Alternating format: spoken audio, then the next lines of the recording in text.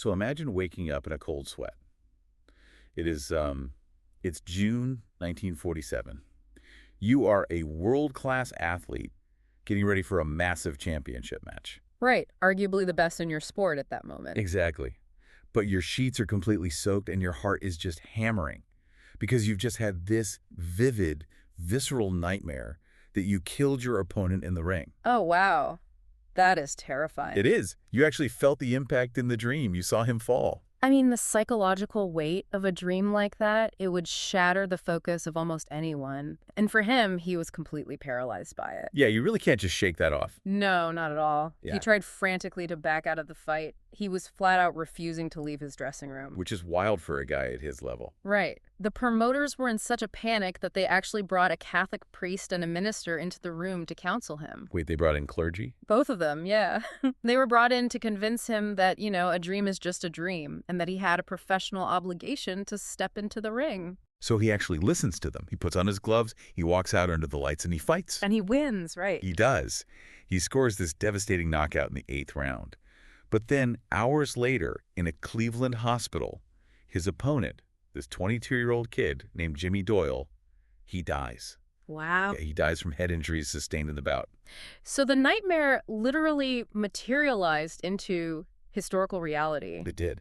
The man who threw that fatal punch had to carry the knowledge that his deepest, his subconscious fear actually came to pass. Because he was talked out of his own intuition. That is so heavy. It's incredibly heavy. And the man who threw that punch was born Walker Smith Jr.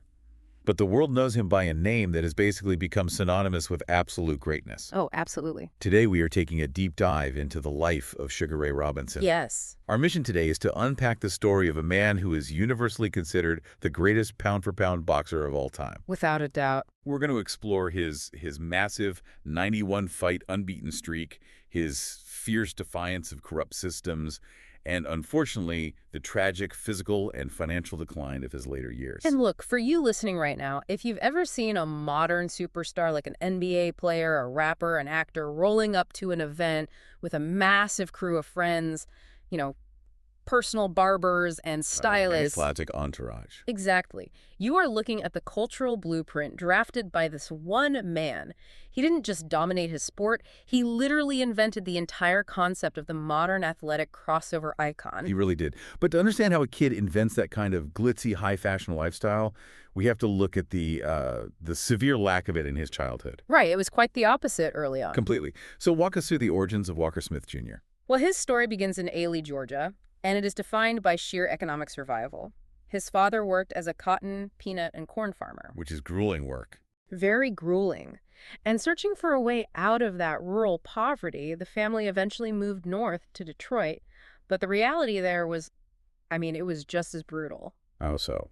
Well, to keep his family fed, his father, Walker Smith Sr., worked 2 back-breaking jobs simultaneously. He was a cement mixer and a sewer worker. Oh my God. The physical toll of that kind of labor must have been unimaginable. Yeah, Robinson later described a childhood where his father would leave for the construction sites at 6 in the morning, and he wouldn't return until close to midnight. And doing that how many days a week? 6 days a week. The only time the boy truly saw his father in the daylight was on Sundays. That is just heartbreaking. It really is. And the strain eventually broke the family apart. When Walker was 12, his parents separated, prompting him and his mother to move to Harlem. The trauma of watching his father's body just get ground down by that labor, it clearly left a mark on him. Because his original aspiration wasn't even boxing. Right. Didn't he want to be something completely different? Yeah, he wanted to be a doctor. He wanted a life of intellect and prestige, completely removed from the manual labor that crushed his father. Wow, a doctor. That's a huge pivot. It is, but the economic realities of the Great Depression were just too much. They forced him to drop out of high school in the 9th grade, and he turned to the boxing gyms of Harlem. Which leads to, honestly, one of the most fascinating accidents in sports history. The name change, right? Exactly. So when he was 14, he wanted to enter his first official boxing tournament. But amateur boxing at the time was strictly governed by the AAU. The Amateur Athletic Union. Right. They were the absolute gatekeepers. If you didn't have an AAU membership card, you simply didn't fight. And the strict rule was that you had to be 16 years old to get a card. Ah, so he was 2 years too young. Exactly. Right. So he circumvented the entire system. He essentially borrowed an AAU card from an older, retired youth fighter in the neighborhood just to get past the officials. Flashed the card and walked in. Yeah. And the name printed on that borrowed piece of cardboard was Ray Robinson. Huh. So he just stepped into another person's identity just to gain access to the ring. He really did. And the sugar portion of the moniker was added shortly after. This was during a bout in Watertown, New York. How did that happen? Well, a woman in the audience was just mesmerized by his movement, and she commented that the kid fought sweet as sugar. The press heard it, and, the ultimate alias was solidified. I love that. It's like he found this psychological loophole. Stepping into the Sugar Ray identity allowed Walker Smith Jr. to kind of leave behind the heavy, grueling trauma of his father's life. It's like a superhero alter ego. Exactly. He unlocked an alter ego. And as an amateur, under this new name, he went 85-0 with 69 knockouts, turning pro in 1940. 85-0, that is just staggering. Right. But I want to ask about the actual mechanics of his style. Why was he so untouchable compared to everyone else at the time? Okay, so most fighters in that era were flat-footed brawlers. They stood in the center of the ring, planted their feet, and just traded heavy leather. Taking hits to give hits. Exactly. But Robinson brought a completely new physical vocabulary to the sport. He possessed incredible fluidity. He was dancing out there. He fought on his toes, yeah. Utilizing constant lateral movement. And he could throw devastating, lightning-fast combinations while moving backward. Which is so hard to do with any power. Exactly. He was essentially solving complex geometric problems in the ring at high speed. He dictated the distance and angles so perfectly that opponents were basically swinging at empty air. I mean, that effortless fluidity inside the ropes is such a fascinating contrast to how incredibly rigid he was outside of them. He was very stubborn, yeah. Completely. Between 1943 and 1951, he goes on a 91-fight unbeaten streak. It is the 6th longest streak in the history of professional boxing. It's hard to even wrap your mind around 91 fights without a loss. Right. Yet despite being an absolute god in the ring, he is denied a championship title shot for years. Yeah, that's the dark side of the era. How does a guy win 91 fights in a row and not get to fight for the belt? Because of the mafia.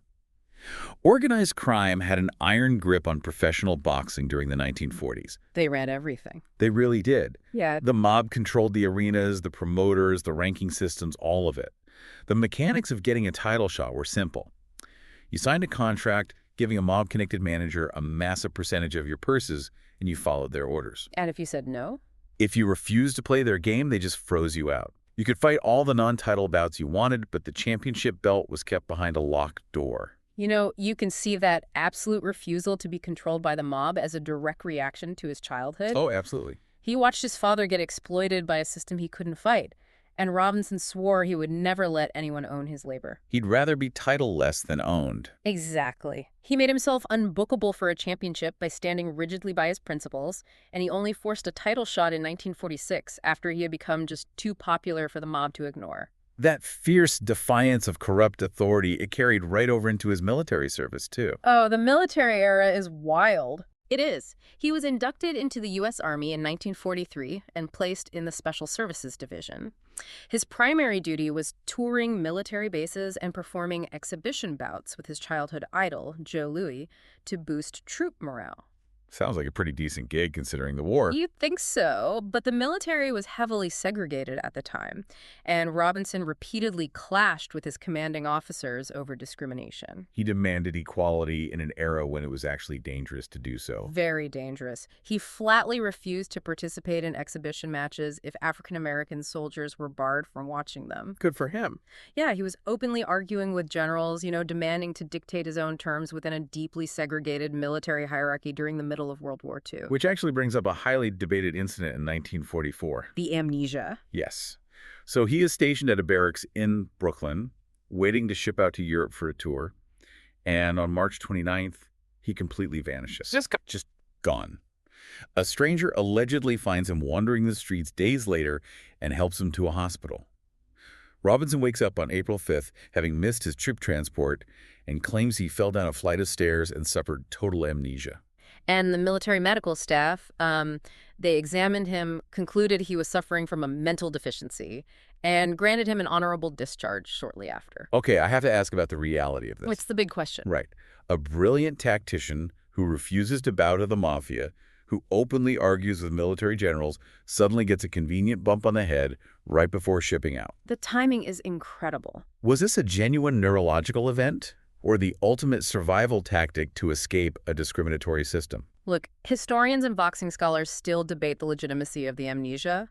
The hospital doctor who treated him actually went on the record stating he believed Robinson was sincere. Interesting. But regardless of whether it was a genuine medical trauma or just a masterclass in calculated evasion, it perfectly aligns with his character. How so? Well, Robinson viewed the military structure as unjust and racist, and he simply refused to be a pawn on their chessboard. He demanded to control his own destiny. Yeah, that makes perfect sense. And when he finally gets out of the military and breaks through the mob's blockade to fight on his own terms, he doesn't just win. He explodes into a global cultural phenomenon. He became bigger than boxing. To really understand the peak of his career, we have to look at his legendary rivalry with Jake LaMotta. Ah, the Raging Bull. Yes. They engaged in this brutal six-fight war of attrition, which, is incredibly rare for two fighters at the absolute top of their game. You just don't see that many rematches anymore. Not at all. Robinson won 5 of those matchups. The dynamic was classic, the graceful matador against the relentless charging bull. And the rivalry finally culminated in February 1951 in a bout dubbed the St. Valentine's Day Massacre. Which is just a perfect name for the violence of that night. It really is.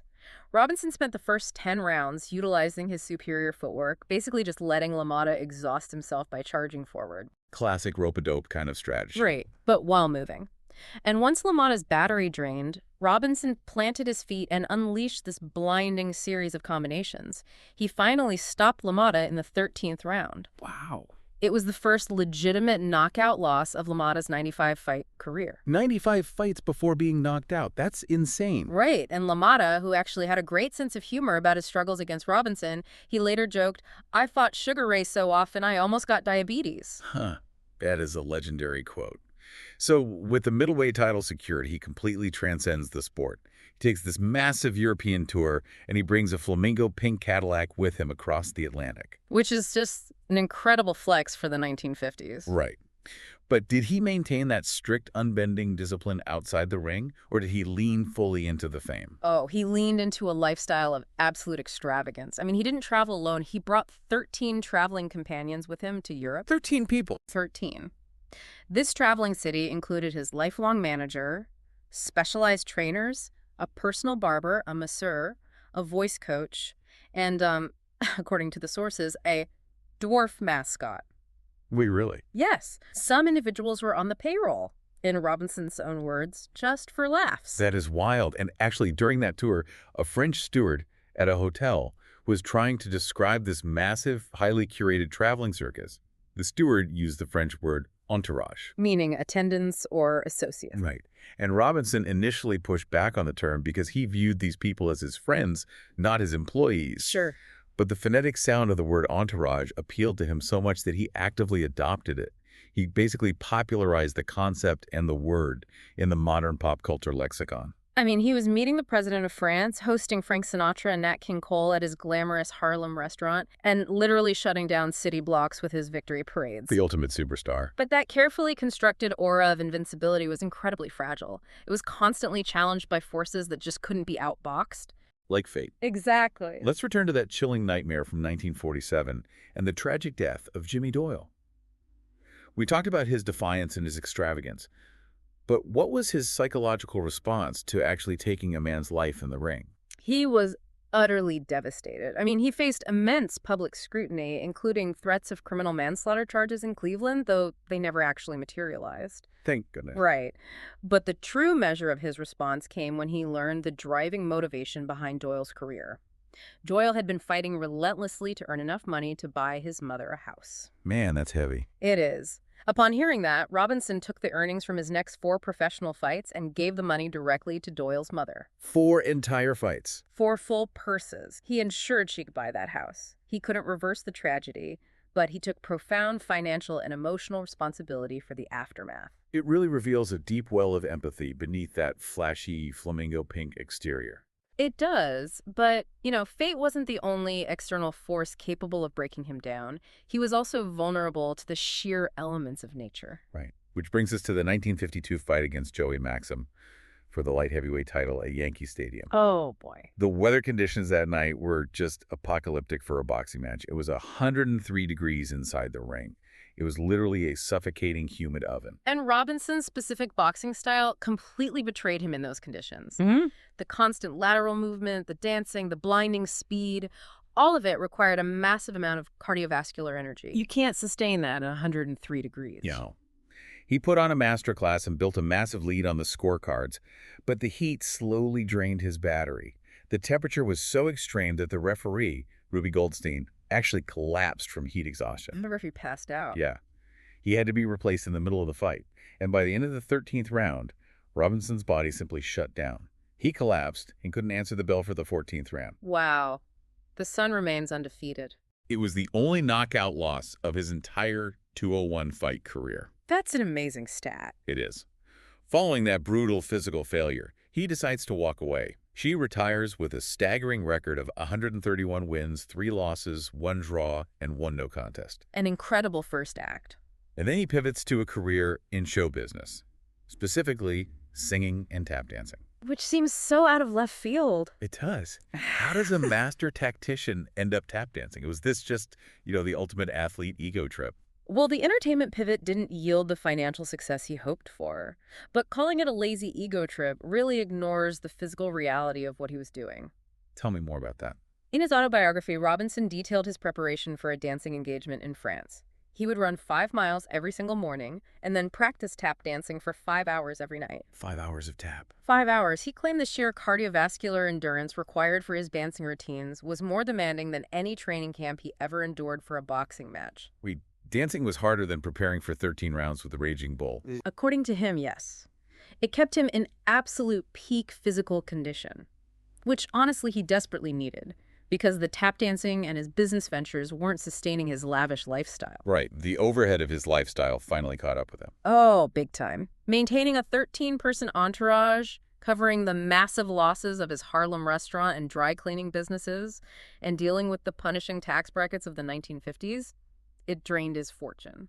So by 1954, he's basically forced to return to the violent trade he tried to escape. He needs the money, so he comes back. He is older. The speed has dipped slightly, but his mind is sharper than ever. In 1957, he steps into the ring for a rematch against Gene Fullmer. A very tough fighter. Very tough. Fullmer had bullied Robinson to take the title earlier that year and was a heavy 3-1 favorite for the rematch. Because Fullmer was this rugged, forward-plodding fighter. But Robinson was an unparalleled analyst of human movement.